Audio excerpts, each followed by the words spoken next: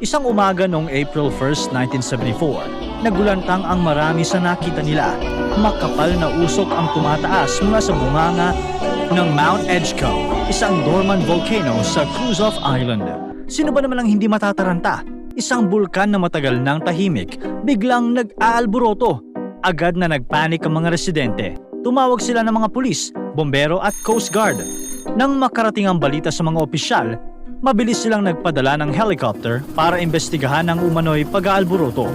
Palapit na ang chopper sa crater nang mapansin ng piloto ang kakaibang pangyayari. Naku, hindi lava ang nakita niya, kundi isang malaking tambak ng lumang gulong na nag-aapoy.